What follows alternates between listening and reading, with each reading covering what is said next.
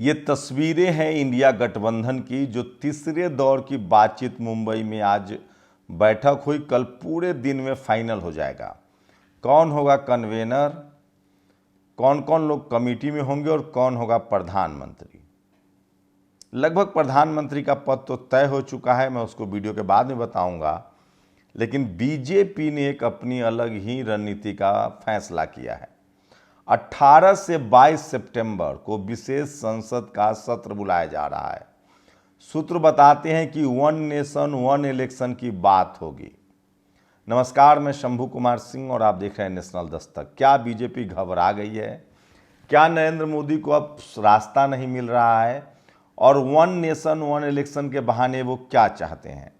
दरअसल शुरुआत में 1952 में एक साथ ही राज्यों के और विधानसभा के चुनाव हुए, उसके बाद एक दो और चुनाव हुए, उसके बाद में गैप बढ़ने लगे।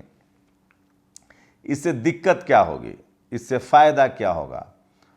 तर्क है लोगों का कि इससे खर्च बचेगा, लेकिन वहीं दूसरा तर्क है कि नेताओं पर जो दबाव है, जो विश्वसनीयता का खतरा है, वो और घट जाएगा।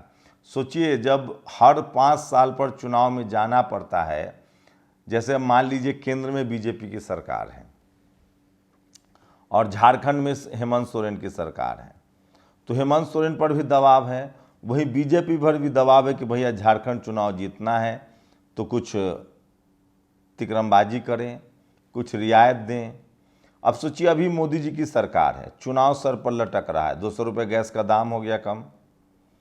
मान लीजिए वन नेशन वन चुनाव होगा तो जो सरकार चुन के आ जाएगी केंद्र में या राज्य में, वो निश्चिंत हो जाएगी कि अब हम पर कोई प्रेशर नहीं है। मैं बार बार कह रहा हूँ, डेमोक्रेसी में कमज़ोर सरकार जो होती है वो जनता के लिए ज़्यादा फायदेमंद है। सवाल है कि वन नेशन के पीछे कोई और साजिश तो नहीं है। ईवीएम को लेकर पहले ही सवाल उठ रहे हैं। 5 से 6 बिल लाने की कोशिश होगी संसद में। अब इसको लेकर लोग तमाम तरह के शंका जता रहे हैं। लालू यादव ने कहा है कि हम संविधान बचाने के लिए एकजुट हैं, संविधान खत्म करने की कॉन्स्पिरेसी हो रही है। ये भी खबर है कि 18 से 22 का जो सेशन होगा, विशेष सत्र होगा, वो नए वाले संसद भवन में होगा। तो क्या बीजेपी एक साथ पूरे देश में चुनाव करा रही है? नीतीश कुमार जो कह रहे थे कि हो सकता है कि समय से पहले चुनाव करा दिया जाए, सवाल है कि ऐसा क्यों? 4 राज्यों में ऑलरेडी चुनाव होने हैं लोक विधानसभा के, तेलंगाना, राजस्थान, मध्य प्रदेश, छत्तीसगढ़। इन 4 राज्यों में कहीं भी मध्य प्रदेश के अलावा बीजेपी की सरकार नहीं है। तो ऐसे में वन नेशन और वन इलेक्शन से बहुत फ़ायदा तो नहीं है, बहुजनों को तो और फ़ायदा नहीं है। ये पैसा बचेगा, बेकार की बात है। इससे पॉलिटिकल नेताओं पर प्रेशर ज़रूर कम हो जाएगा। चुनाव होते रहते हैं तो प्रेशर बना रहता है। भले आप केंद्र में चुनाव जीत गए हों, लेकिन राज्यों का चुनाव भी अगर आपको लड़ना है, मान लीजिए आप केंद्र में बीजेपी की सरकार है, अभी उसे छत्तीसगढ़ में उसकी सरकार नहीं है, राजस्थान में नहीं है, तेलंगाना में नहीं, उसको चुनाव जीतना है, तो वो बहुत सारी रियायतें देंगी, वहाँ के जनता के लिए बहुत सारी योजनाएं बनेंगी। तो डेमोक्रेसी में अगर चुनाव का न डर हो तो फिर लोग बेलगाम हो जाते हैं। इसलिए वन नेशन और वन इलेक्शन से बहुत फ़ायदा जनता का तो नहीं होगा, पार्टियों का होगा। जो चुनाव जीत के आएंगे, जो मन में आए करेंगे, 5 साल तक सेफ रहेंगे।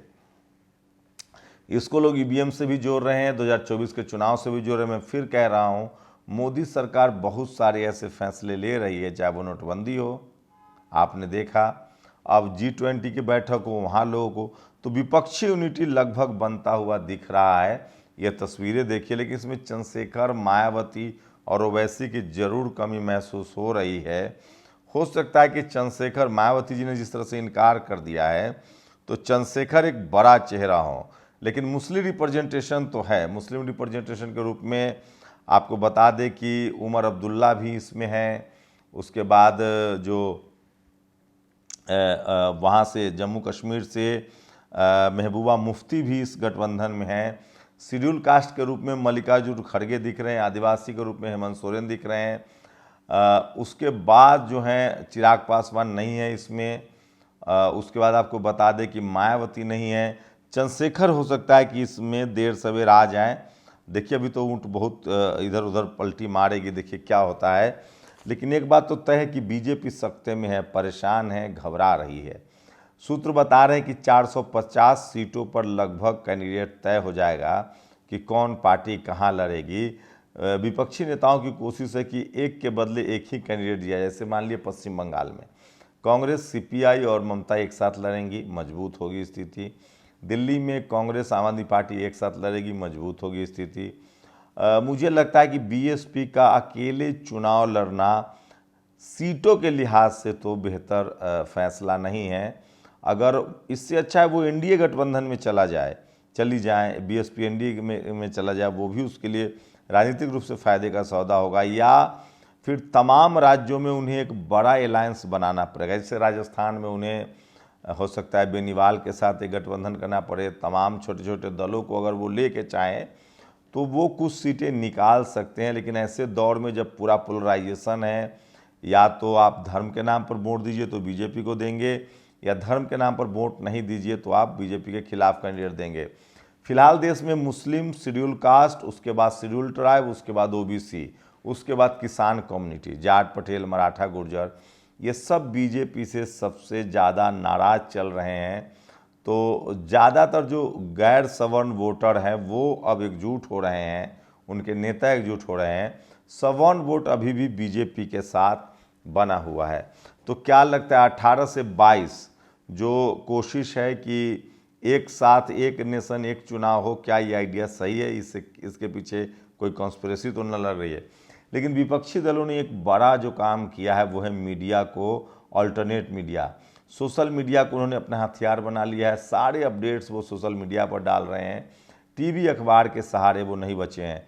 तो बीजेपी के आने से 2-3 चीज़ें जो बहुजन समाज को फ़ायदा हुआ है वो ये कि अब जाति देखकर नहीं, पार्टी देखकर कार्रवाई होती है। दूसरी, इनकम टैक्स ईडी जो एक होली काऊ बना हुआ था, supreme court, income tax, ED, CBI, high court पर जो लोगों का भरोसा था, बीजेपी ने उसको डगमगाने के लिए मजबूर किया। अब लोगों को लग रहा है कि जिसके खिलाफ कार्रवाई होगी वो बंदा नेक है, जबकि पहले ऐसा नहीं था। उसके बाद चुनाव आयोग की विश्वसनीयता, जैसे चुनाव आयोग तभी ईमानदार हुआ इस देश में जब लालू यादव को चुनाव हराना था, मायावती जी को चुनाव हराना था। तो तमाम इंस्टीट्यूशन में जो बैठे हुए जो सवर्ण समाज के लोग हैं उनके प्रति भी बीजेपी के आने के बाद लोगों के क्रिस्टल क्लियर समझ बढ़ी है। सोशल मीडिया की वजह से और समझ ज़्यादा हुई है। एक बात तो तय है कि अगर बीजेपी नहीं आती और कांग्रेस रहती तो इतनी समझ नहीं बनती। बीजेपी ने इन लोगों को तो सिखा ही दिया है कि किस तरह से इंस्टीट्यूशन का दुरुपयोग होता है। कोलिजियम को लेकर भी लगातार बहस हो रही है। लेकिन सबसे ज़्यादा जो बीजेपी के सरकार में जो एक्सपोज हुआ है वो मनुवादी मीडिया और खासकर सवर्ण समाज के बारे में धारणा बन गई है कि वो एक साथ बीजेपी को वोट देते हैं। टीवी, अखबार, media, judiciary, college, university, bureaucracy, इन सब के बारे में धारणा बन गई है कि एससी, एसटी, ओबीसी और किसान जातियों का, अल्पसंख्यक समाज का इसमें हिस्सेदारी बिल्कुल नहीं है। तो बीजेपी के आने के बाद वो चीज़ें जो बारीक थी वो सब कुछ सामने हो गया है, साफ साफ हो गया है। बीजेपी को समझना पड़ेगा, अगर 2024 में उसे चुनाव जीतना है तो अभी भी समय है। तुष्टीकरण की नीति से उसे बचना होगा और जितना जल्दी हो सके वो एससी, एसटी, ओबीसी के जो संवैधानिक अधिकार है उस पर बात करे। और आज वही मुद्दा चल रहा है, मनु की मूर्ति। अगर बीजेपी राजस्थान हाई कोर्ट से मनु की मूर्ति हटा दे, अगर वो हाई कोर्ट, सुप्रीम कोर्ट से कोलिजियम सिस्टम हटा दे, सरकारी नौकरियों में जो रिजर्वेशन है उसको वो लागू कर दे, तो हो सकता है उसके लिए संभावना बने। नहीं तो लब्बो लुआब ये है कि एससी, एसटी, ओबीसी और किसान कम्युनिटी, अल्पसंख्यक समाज जो है वो ग्राउंड पर बीजेपी से बहुत नाराज है। और इसके लिए कहीं ना कहीं जिम्मेदार है उनके वो समर्थक जो जाति का सबसे ज़्यादा गलत इस्तेमाल कर रहे हैं, जातिवाद कर रहे हैं, तुष्टीकरण कर रहे हैं। मुसलमानों पर, क्रिश्चियनों पर, अल्पसंख्यक समाज पर धर्म के नाम पर अत्याचार हो रहा है। और जो हिंदू समाज के जो एससी, एसटी, ओबीसी हैं उनके जो संवैधानिक अधिकार छीने जा रहे हैं जातिवाद की वजह से, इन दो चीज़ों ने बीजेपी को बैकफुट पर खड़ा कर दिया है। तो मुझे नहीं लगता है कि अगर इस पर बीजेपी ने काम अब भी नहीं किया तो 2024 में उसकी वापसी तो खैर दूर की कौड़ी लग रही है। क्या ये बीजेपी की घबराहट है, डर है विपक्षी यूनिटी से? क्योंकि लगभग 28 दलों का ये गठबंधन जो है वो बहुत मारक है, जिसमें कम से कम 9 से ज़्यादा मुख्यमंत्री हैं। तो 9 राज्य तो ऐसी बीजेपी की सत्ता नहीं है। उसके बाद नवीन पटनायक, जगन मोहन रेड्डी, ये सब दिखना नहीं चाहते हैं सीधे सीधे बीजेपी के साथ, क्योंकि उनको भी मुस्लिम वोट चाहिए, दलित वोट चाहिए। तो बीजेपी से दलित, पिछड़े, आदिवासी, मुसलमान, अल्पसंख्यक नाराज हैं, किसान नाराज हैं। सवर्ण समाज की तुष्टीकरण और सवर्ण जो इंस्टीट्यूशन पर जो सवर्ण बैठे हुए हैं, उनकी अनदेखी ने और खासकर गरीब लोगों की तकलीफ़ों ने बीजेपी की मुश्किलें बढ़ा दी है। और शायद ही संभव है कि 2024 में उसकी वापसी हो, अगर विपक्ष में कोई SC ST OBC का प्रधानमंत्री कैंडिडेट मिलता है तो।